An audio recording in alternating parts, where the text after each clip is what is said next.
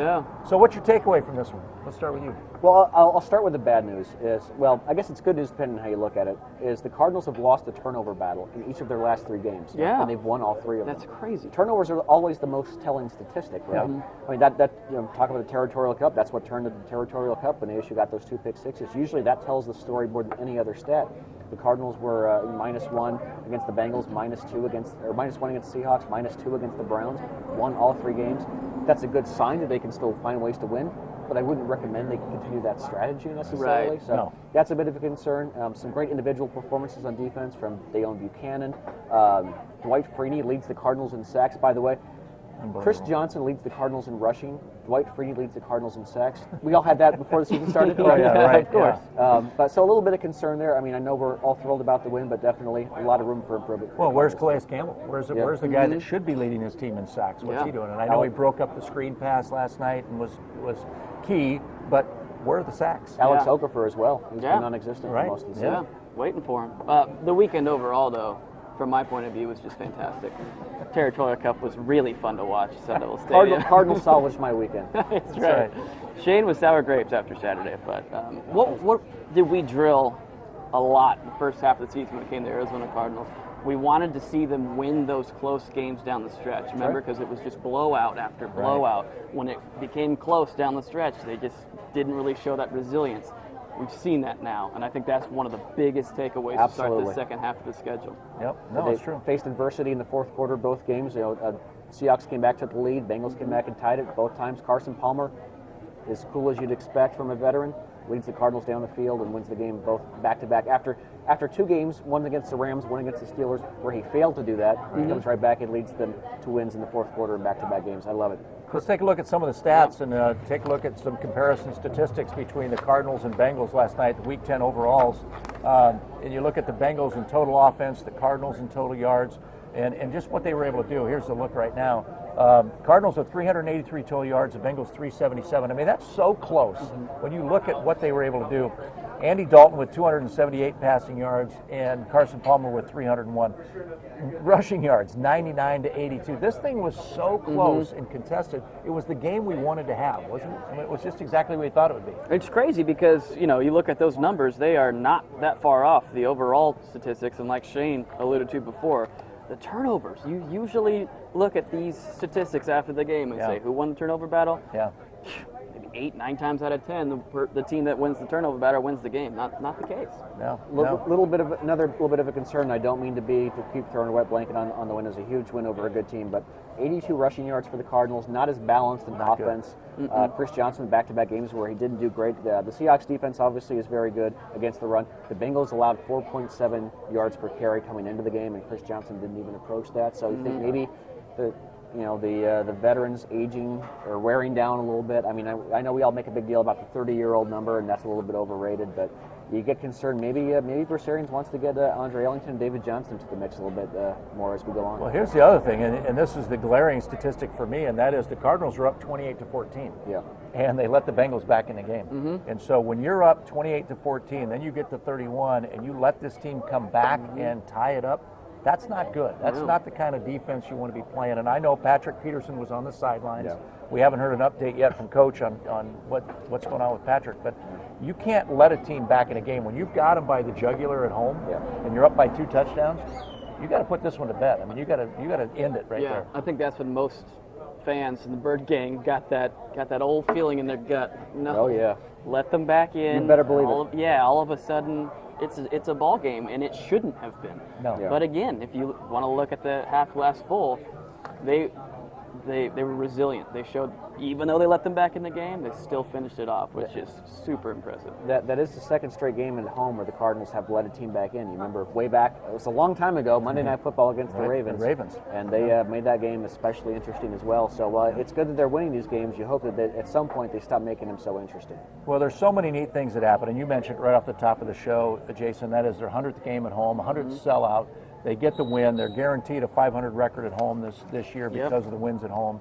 So those are all huge things. And what do they say in the NFL? You got to win the games at home, and try to win as many as you can on the road. Sure. Right? And so they're doing those things right now, which is really a plus for the Cardinals. They're finding ways to win. Another fun statistic, 4th team to win back-to-back Sunday Night Football games since Sunday Night Football started in 2006. That's impressive. I mean, that's crazy. I mean, the prime time, they kind of bring it. Actually, 3-0 in prime time this year, 5-2 under Bruce Arians. You got to wonder if either of those last 2 games against Green Bay or Seattle are going to be grabbed by the Sunday night crew as well. Because I don't see any way how at least one of those, if not both, are not huge games. Oh, no. I mean, you look at the Cardinals. I mean, they have at San Francisco this week.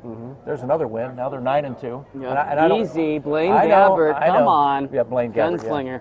Yeah, the 49ers are not the team. And they're even talking about, are they going to fire their coach, Tom Sula here after 1 year? So things are not good in San Francisco. So you've got to say, okay, right now the Cardinals moved to 9-2. And then they're on the road again, right? They go to St. Louis. St. Louis for 2 in a row. So that's a tough one, but St. Louis has proven, they're not all that good. They're 4-6 now. They're struggling. So they can't find a quarterback. Bit surprising, yeah. That kind of hurts. It hurts if you're Nick Foles, you're bench for a guy for Case Keenum. Yeah. And now he may be out. Yeah. And Foles might find himself right back in the thick of things. You never know, but it's crazy how Foles had that great game against the Cardinals a few weeks ago and then goes to the bench. And you mentioned earlier, Jason, we were just talking about this on the way here. It's funny how the NFL is. Last week, you talk about the Territorial Cup. Nick Foles was a starting quarterback of the NFL last week, and his counterpart, Brock Osweiler, was the backup. Week later, things have completely flipped. Osweiler's a winning quarterback, and Foles was on the bench for Case Keenum. So I'll tell you, one of the things that's going on this year, and it has obviously every year, but now it just seems so prevalent, and that's the injuries. Injuries to key skill position guys, and you guys are in fantasy football. I mean, who do you start this week? Who do you not start? How do you get this thing rolling? Because there's so many quarterbacks, so many running backs, so many receivers that are hurt. It's like, how do you compensate for all that? Yeah, well, the Cardinals have don't even. Okay. I will just say, next man up hasn't been better too much. They won last night without Michael Floyd. I know, but There's still, no Michael Floyd. Overall, it's been not. Yeah. It's been okay. That's all I'm going to say. I'm going to get out of this before I get blamed. This is on camera. But no, they won without Michael Floyd. That was huge because when they were going through warm-ups and they had John Brown and Michael Floyd out there testing them with the trainers to see if they could go. And we found out an hour and a half before kickoff that Floyd wasn't going, but John Brown could. We didn't know to what level. And they ended up winning the game. Then you got a guy like J.J. Nelson. Steps up huge in Floyd's absence. And remember, he did on the road. What game was it against Cleveland? Remember, he had the 2 big catches against Cleveland. Then they had to pull him because he forgot the playbook. So, welcome to being a rookie in the NFL. Right. Yeah. But as you guys mentioned, if they take care of business in San Francisco, 9-2 with 5 weeks to play, I mean, you give us that, you tell us that's what's going to happen at the beginning of the season, we'll take that any day. Are you kidding? Yeah. I mean, and we sat down a couple weeks ago and said, what do you think? What are your predictions for the second half of the season? I thought they'd go 4-4. Because I thought they'd lose to Seattle in Seattle, and I thought they'd lose to the Bengals. Yep. So I thought there were 2 losses right now. Now they're 2-0 in the second half of the season. So I was wrong, which is great. I'm happy to be wrong. You know what I mean? That's the benefit of picking against the Cardinals is when they win, you're happy to be wrong. Oh yeah, absolutely. And there's another statistic here, guys, to tell you just how much Carson Palmer means to this team. He is 4 touchdowns away from breaking the single-season touchdown pass record for the Cardinals. Kurt Warner had 30 in 2008. Neil Lomax, Charlie Johnson, back when they were the St. Louis Cardinals, had 28 apiece. Carson Palmer's already got 27, matching Kurt Warner's 27 in 2007. 4 touchdowns from the record? 4 touchdowns from the record. He could break that next week. He could get that in San Francisco. Absolutely. No problem. Wow. That's crazy. That's huge. It's also the 7th time in franchise history, 7th, that they've won at least 8 games in the first 10. And you're talking franchise history. Yes. That's the history of the Arizona Cardinals. Right. 7 times. 7th time. And they've been around since 1920 something. Is that nuts? It's not a lot. Yeah, we asked your buddy who's better right now, the Panthers or the Cardinals. What do you guys think? Who wins on a neutral field right now?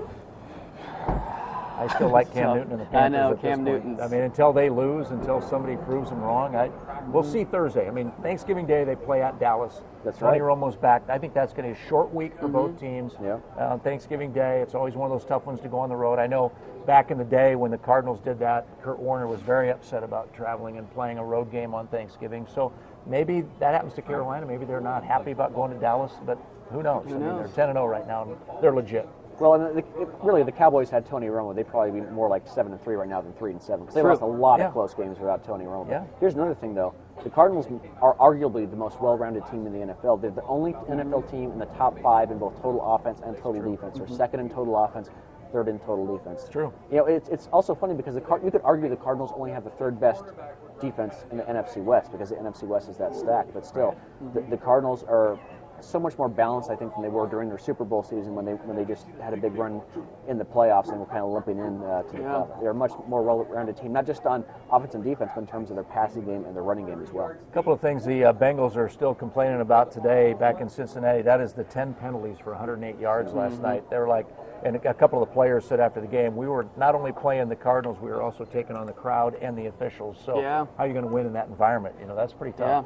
Well, you have. I would say some of that might have to do with Vontez Burfict, the human personal foul machine. Yeah. We know him here from ASU days. Yeah. He was always good for at least one game. He was a hothead back in Tempe, for sure. Yeah. But that's a key one. I mean, 10 penalties. And then the other one was that touchdown. Was it a touchdown at the end, the pass from Andy Dalton in the end zone? Where was it A.J. Green that stepped on the pylon? I think you got to get a foot in bounds, though, don't you? Yeah, I don't think that's he did. No. I don't think he did. If If you hit the pylon, it counts only if you get a foot. Only if you're in bounds in the first place. So he had one foot inbounds. Did he have one? He had one. Okay. Well, One he still foot got was two. down, and the other foot went on the pylon. So is the pylon inbounds? Is it not? But I feel like at that point it was an automatic review process. So I feel like if it was they didn't do it. But I think like if it was anywhere close, they would have automatically reviewed. Yeah, that was the shock, is they didn't even review it, which people were like, "What's going on?" But that tells me though that it wasn't a catch. Right. I don't think there's a And discussion. nobody complained about it, so other than the receiver, No, the Bengals complain more about that call at the end of the game. which I would too. I mean, that moves a 47-yard field goal attempt to a 32-yarder. I'd complain too. I think most Cardinal fans thought the officiating was absolutely perfect last night. They're not complaining. It had one to be. iota. Yeah, Cardinals 7 penalties for 40 yards. That's it. Yeah. And, so that's a huge difference in field position when you think about where the game's being played. 40 yards of penalties for the Cardinals, 108 for the Bengals. I That's huge. will say though that there was a big holding penalty on the Cardinals on a 3rd and 19 in the second quarter that led to the Bengals' second touchdown. So the Cardinals didn't get penalized as much, but that one penalty, I mean, it was basically 5 yards equaled 7 points for the Bengals there. Yeah, what we wanted to see them do in the second half of the season was kind of clean up those mistakes, which of course Bruce Arians said in the first half of the season. Most of the time they're self-inflicted. Penalties, turnovers. Seems like they're cleaning up the penalties. They got to take care of those turnovers because, like you said, that's going to come back to bite them if they don't clean that up. Again, Cardinal fans, we are live right now from noon to 1 on ABC15.com and ABC15 Mobile. You can join in the conversation, 602-685-3017 or hashtag ABC15Cards. Get involved. Give us a call. Come on down. Say hi. Or just call. Just call us and give us your take on the Cardinals right now because I don't know what you can say bad about them. Right. You know? I mean, they're playing so well. Yeah. Well, we already got some of the bad out of the way. We did. That's right. But you know what? Here's the thing about when you're in coaching and playing, and you're filming everything, every practice, you're following every meeting, you're filming every game, you're breaking everything down. Nothing is ever perfect. No team's ever perfect. So they'll make corrections this week. They'll look at San Francisco, see what they can do up there in the Bay Area, and then they'll make their corrections and try to be better next week than they were last night. And the beautiful thing is that's been Bruce Arians' mentality since he's arrived, since he's been a head coach, really, where it was a good win, but we got a lot of work to do. Interesting comment from Bruce Arians at this press conference today about the Bengals mimicking the Cardinals snap count. He said they have a history of it. There you go. Maybe it's just a matter of them finally, the Cardinals finally saying, hey, these guys are doing this, and, Bruce Arians looking for any edge he can get. That might be his one-liner for the entire season. Remember when we were having headphone problems? Was it Baltimore? Yeah, that's right. He goes, yeah, they've been known for that. They do yeah, that. we had troubles in there. We had Next trouble. question. Yeah, next question. Yeah, there's a long history of that going on. Yep. Speaking of Bruce Arians, every player to the man talks about adopting his mentality, and they love that mentality of. Even Carson said last night after the game, we're going down. We're going to try and score and win the game. We're not going to just play for overtime. We're going to win. That's Bruce Arians' mentality. We're adopting it. Yeah, and what's crazy is that mentality leads to wins. It's just a number. Like only 3 NFL head coaches have more wins in the last 54 games than Bruce Arians. Bruce has 38, but the only ones ahead of him, Belichick, John Fox, and Pete Carroll. It's a pretty good company. Not bad, yeah. There's some injury reports here for the Cardinals from Bruce Arians' press conference. Patrick Peterson's sore day-to-day, along with Frosty Rucker. They're both day-to-day. Both have hurt ankles. Wow. So they're day-to-day right now. We'll take soreness. Bruce Arians said hopes Michael Floyd, who sat out Sunday's game against the Bengals, can return this week, but he'll have to be able This to would be a open up and completely go. different. And this is all from Darren Urban, Cards Chatter on Twitter. Great follow. Bruce Arians said Ted Larson graded out well at guard, except for, quote, almost having the FUBAR of the year. Yes, he did. It was a big risk. Yeah.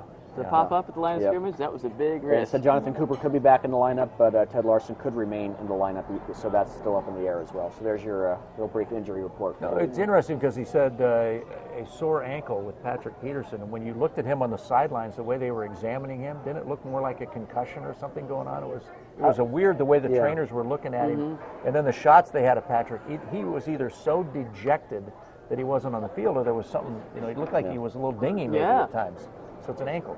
Who knew? Guess so. Yeah, that's crazy. Day to day. You guys think he's been holding up his end of the bargain when it comes to the return game? PP? Yeah. I think the best he can. I mean, the other night, last night, there were some kicks that literally would have been tough for anybody to return. Yeah. The way the coverage team was down there on top of him, and he's not the punt returner that he was, his rookie season. But I think everybody knows who he is now. Everybody knows his speed. They know what to expect. So it's going to be a little different. And I think one of the big major things that I think the Cardinals really wanted him to focus on is flat out not turning it over. And he really hasn't been doing that. And he hasn't been coughing it up. He hasn't been making mistakes, so it's not bad.